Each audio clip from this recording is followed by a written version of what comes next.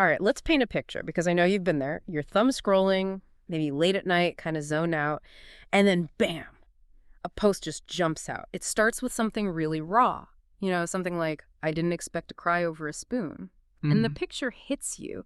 It feels like you've just accidentally opened someone's private diary entry, like really vulnerable. Yeah, you pause, right? You get drawn in. Totally. You stop scrolling, you read it, you actually feel it, and then way down at the bottom, super subtle, there's maybe a mention of, I don't know, a handmade spoon from a brand like Tedooo. And the strange thing is, you're probably not even annoyed by it. Exactly. You're not mad. And that is the fascinating thing we're really diving into today. It's this really subtle art of using real emotion stories, grief, nostalgia, healing journeys as this kind of invisible delivery system for selling stuff. Right. So this deep dive, we're pulling back the curtain on this whole viral storytelling strategy. We want to figure out what makes it work so well, why it connects.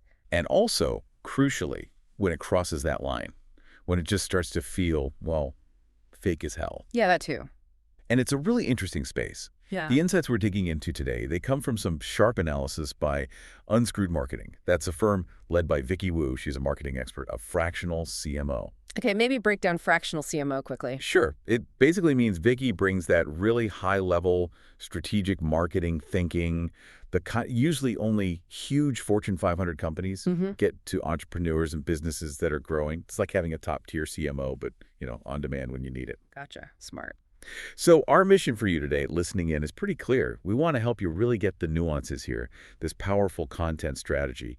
How do you tell what's genuine connection versus what's just manipulation? How can you maybe use its power for your own brand without being inauthentic? Right. How do you not fall into that trap? Exactly. It's about building marketing that actually resonates, that's sustainable because it's built on trust. Okay, so let's unpack this.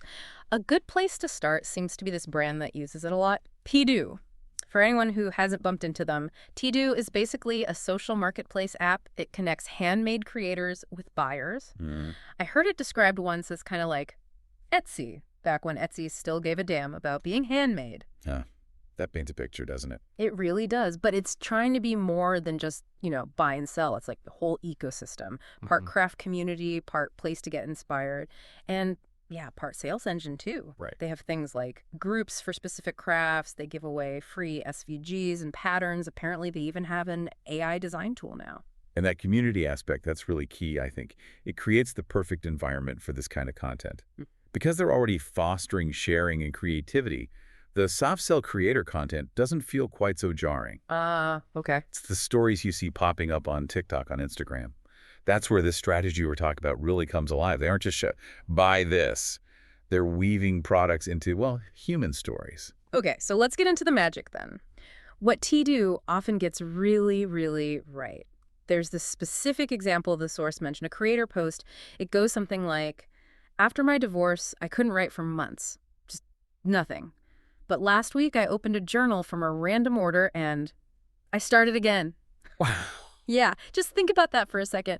That's not a product ad, is it? Not at all. It's a story, a powerful one. The notebook is there, but it's like a supporting character. The real hook, the thing that gets you, is the feeling, the breakthrough, that shared human experience. You absolutely nailed it. Yeah. And Unscrewed Marketing's analysis really breaks down why that works so well. It's not just random luck. They often start with what they call a relatable gut punch, something that makes you stop because you recognize the feeling. Like that writing block after a tough time. Exactly. Yeah. Then they share a specific emotional moment. It becomes personal, not abstract. Okay.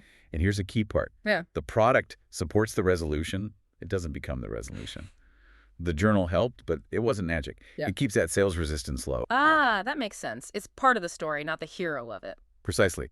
And then it wraps up with a soft close, just a tag like a Tedooo.app maybe, and usually an eye-catching image. Yeah. But it doesn't have to be super polished, just emotionally resonant. Right. So the picture matches the feeling. It's that whole package, the blend of real emotion and just enough product utility.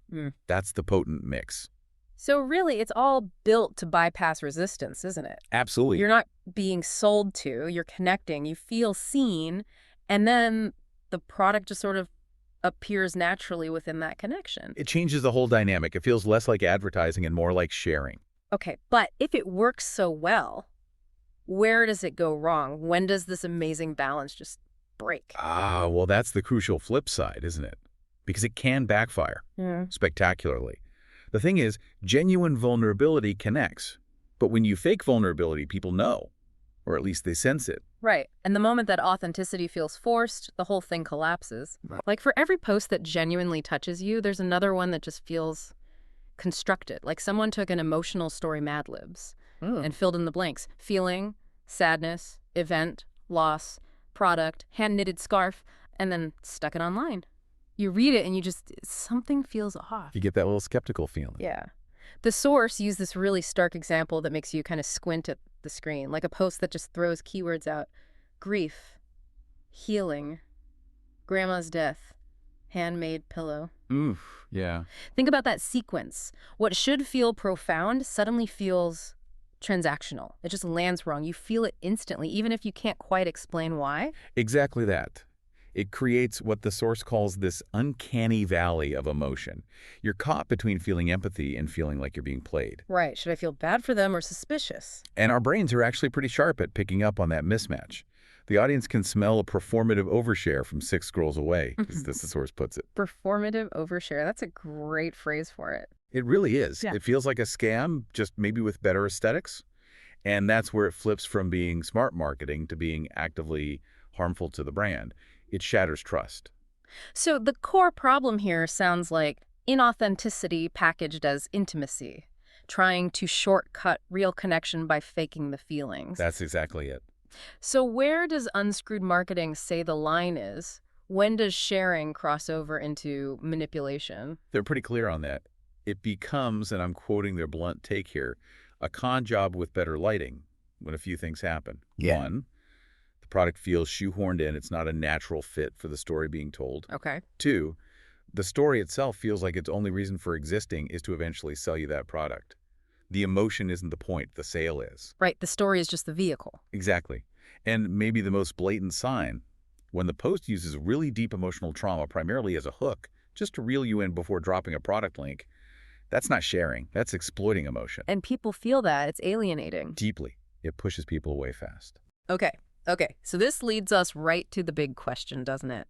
How do you actually use this powerful strategy, the storytelling, the emotion, without being, well, a creep, as the source bluntly asks? Oh, yeah. How do we get the power of it, the connection, without falling into that manipulative trap? It feels like a tightrope walk. It definitely can feel that way.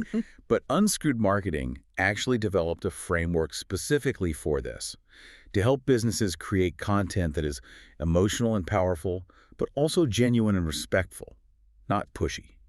Ah, okay, a practical tool. Good. Exactly. It's called the Human Framework. And it's designed to guide you towards achieving that authenticity we keep talking about. Yeah. It helps build that emotional connection without being manipulative. Human framework. Okay, let's break that down. What does each letter stand for? All right. So H is for hook, with an emotional truth. Emotional truth, okay. Yeah, emphasis on truth. It means starting with something real, not manufactured drama. Something that connects because it's genuine. Something that makes people pause their scroll because it actually hits them. It has to feel vulnerable from the get-go, not performed. Precisely. That honesty sets the stage. Then comes U-Tess. Uncover the feeling. Okay. This is where you show what the moment meant. Let us in. You share the depth of that emotion. Let the audience connect with what you actually felt. But carefully, right. Yes. The key phrase here is, don't force it. This part has to be true. If the sentiment isn't real, it'll show. That authenticity is everything. Makes sense. What's M? M is merge story plus solution. This is where the product or the service, whatever you're offering, enters the picture. Naturally, hopefully. That's the goal. Not as a twist, not as a stretch, just Yeah. part of the journey.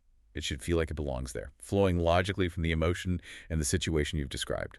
Like that journal appearing right when the writer needed it. Right, not suddenly, and bam, buy this pillow. Exactly, not that. Then we have A, anchored in detail. Details. Why is that important? Because details make it real. To make someone truly feel a moment, you need to give it a smell, a texture, a sound. Specific sensory details bring a story to life. They make it vivid, memorable. Ah, so instead of just saying, I was happy, describe why or how the sun on your face, the smell of coffee. Precisely. It lets people step into the moment with you. It deepens the connection immensely. Okay, H-U-M-A, what's N? N is nudge to next step. This is the soft close we talked about earlier. The gentle part. Very gentle. Mention the product softly. A tag, a link, a wink. No pitchforks. You let the story itself do the heavy lifting. Trust the connection you've built. Exactly. You trust that if the story resonated and the product integration felt natural, people will be curious enough to explore without you needing to hammer them with a hard sell. The story is the persuasive element. That framework makes a lot of sense. HUMAN, hook, uncover, merge, anchor, nudge. It provides structure. Yeah. And ultimately, the core message coming from Vicky Wu and Unscrewed Marketing is really vital. Storytelling is power, but only if you respect it. Respect the story. Respect the audience. Absolutely. They frame it as a trust exchange. When people feel tricked or like you're faking vulnerability just for clicks or sales, they bounce. They're gone. Maybe permanently. But It's when they feel seen, when they genuinely connect with a story and the solution naturally fits into that story, that's when they buy. More importantly, that's when they become loyal. It's about relationships, not just transactions. So we've really seen both sides of this, haven't we? The incredible potential of using real emotion in commerce when it's done right, authentically, and how badly it can backfire, how damaging that inauthenticity is when it feels forced or manipulative. Tedooo's best stuff. It's like these quiet, beautiful little snapshots of being human with the product just gently tucked in. Right. And their worst, yeah, it's emotional clickbait with the discount kind of stapled to it. And you can usually tell pretty quickly. And that distinction, knowing how to navigate that, that's exactly the value that applying expert strategy brings, like the kind Unscrewed Marketing offers. Vicky Wu basically helps entrepreneurs access that sophisticated level of marketing thinking, the stuff usually reserved for huge companies, so they can build a really strong, sustainable marketing foundation. Focused on real results, profitable growth. Exactly. By understanding these deeper dynamics of how humans actually connect and build trust, it's not just about tactics, it's about strategy rooted in understanding people. So maybe a final thought for you listening. As you're doing your own endless scrolling or maybe thinking about the stories you tell for your own brand or project, just pause and consider. Are the stories you see genuinely connecting on that human level? Are they building real trust and resonance? Or are they maybe using emotion as a subtle tool, trying to convert you through means that don't feel quite authentic? Yeah. Just reflecting on that deeper level of how emotion works and all the communication and marketing around us, it really changes how you see things, doesn't it? How we interact with brands and maybe even with each other online.